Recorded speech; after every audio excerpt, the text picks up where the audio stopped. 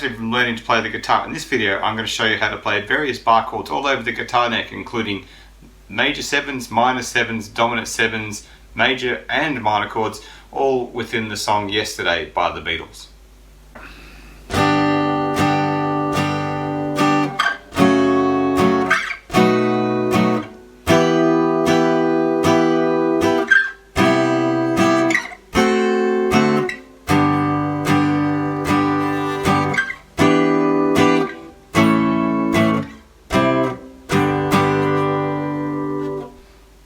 So the purpose of this exercise here is to learn how to play all your various types of bar chords all over the guitar neck. I've chosen the song Yesterday by the Beatles because it contains a good collection of chords, and it's a song obviously most people have heard, being one of their biggest hits written by Paul McCartney way back in 1964, I think it was. Anyway, so basically we're going to run through what the chords are and how I discovered where they are, and how you can also then learn to apply this to other songs.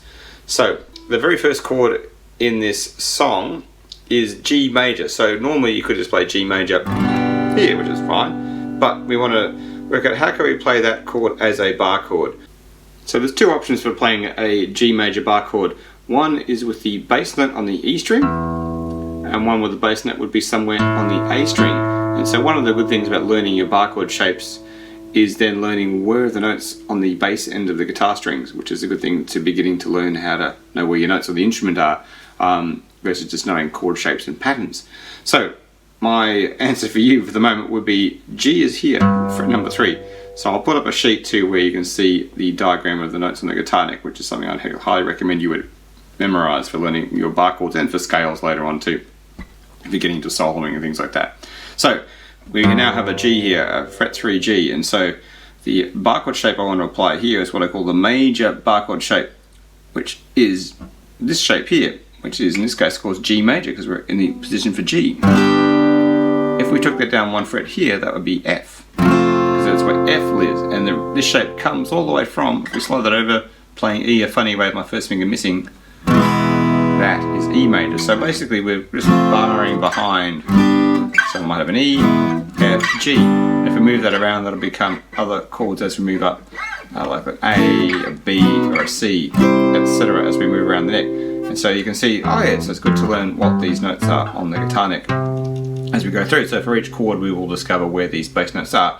You can also play, as an aside to this, is you can also play G up here, because here there's A string, all the way along the A string you've got another G here at fret 10. And so the bar chord shape for this is this guy here. Well, I probably wouldn't do this, not so much because it's quite high, but sometimes you might use that chord if you're getting fancy in other sort of songs. But for this case I'll stick with this G, because that makes sense to me, it sounds good. So then the next chord in the song is F sharp minor. And so again we need to find the bass note. So if that was G, there's F over here. So to go F sharp on guitar, to make a sharp note, we go up a fret in pitch, which is fret 2. So there's the F sharp note. Okay, that makes sense. So now we had what was the major shape before, but we want a minor shape, because a minor chord, not a major chord, will sound very weird. So to make a minor chord, we just lose that finger there, and that's F sharp minor, located at fret 2. And this shape again comes from the idea of, say if we had E minor again with these two fingers, plain old E minor, slide it up 2 frets higher, there's F sharp minor, we go 1 fret, G minor, etc. So what we want in the song is F sharp minor. So we've got G major, F sharp minor. Chord number 3 is B. There's two ways of playing, B7. So two ways of playing B7. One will be, where's the bass note for B on the E string again? So learning where your notes are, we've got E, F, we did F sharp, G. 2 frets away we've got an A, 2 frets away we've got a B on fret 7. And so up here we could say B major, which is close but not quite what we want. We want what's called B dominant 7, B7, and to play that we will lose the little finger with this shape, bluesy B7. So that works. Another way you could play this chord too is with the bass note on the A string now, so the other string.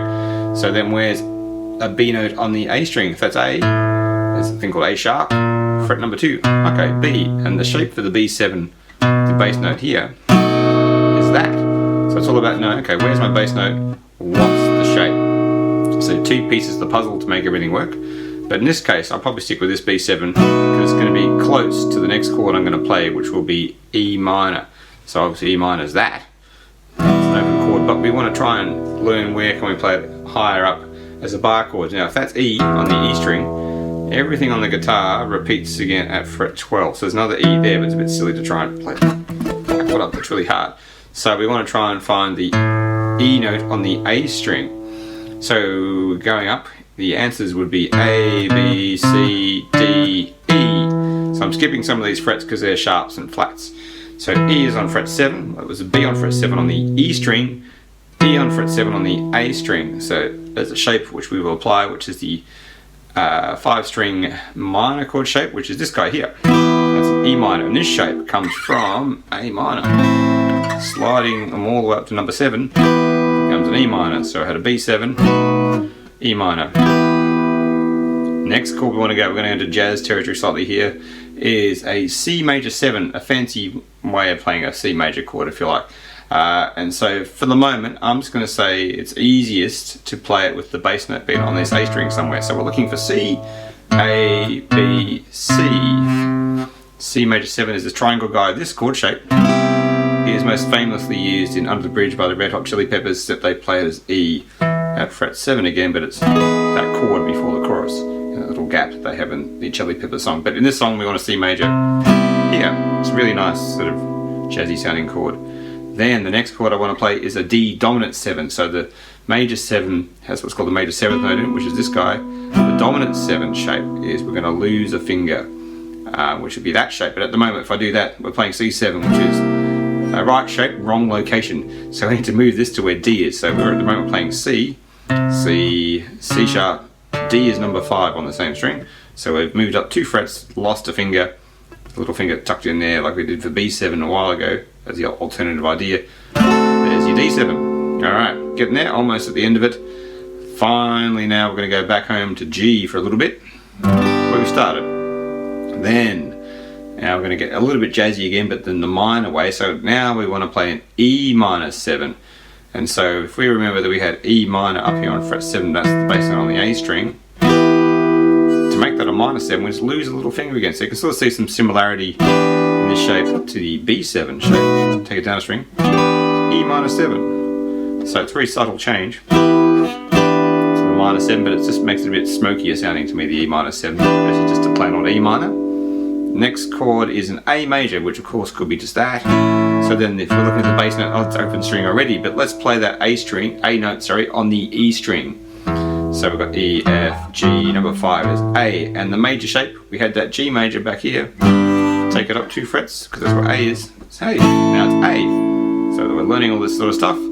Then we've got a C and a G. So the C chord, while we're sticking with this shape, that's A, we could go B, C is number 8. So between B and C there's no sharp or flat note. It's like the 2 white notes adjacent to each other on the piano. So you could do then C here, which is the same shape we have for A, but at number 8. That's a C, which is quite fine. Another way you can deal with that C though as well is dealing with the C as we had before on the A string. So A, B, C, lie down. So this guy is that. Sometimes though you can see diagrams of people playing like this. It's okay, but it's a bit awkward, especially when you get higher up. With D it gets really squashy. So a lot of guys you'll see will be doing this lying down. So the third finger's doing all the hard work, and I'm muting the bottom string. Otherwise we get a C6, which is like another version of C. But in this song we just want plain old C, which is most sort of pop rock songs will need. Is that. Then home to G. So we've got C, G, G, or yesterday. And so then the exercise is to try and get that all together. You might memorize the pattern, but then trying to be also more of a mental exercise, be conscious of what these chords are and what the shapes are called and where the notes are to play them. And then try this exercise with other songs. Other good songs to do this would be like Hotel California, things like that, with a good collection of chords that move around with different types from majors, minors, and dominant 7s, etc. So anyway, here is the basic strumming version of Yesterday. I'll put the chords up as I play through them. So we've got G, F sharp minor, E7, E minor, C major 7, D7, and a G, E minor 7, and an A, and a C, G, G. So I hope this knowledge helped you with learning the main shapes for the types of bar chords you will find on the guitar and where to find them on the guitar neck itself. Plus it will also help you with learning the notes of the E and the A strings. And to me, this knowledge is fundamental knowledge that every guitar player should know, no matter what sort of style of music they end up playing.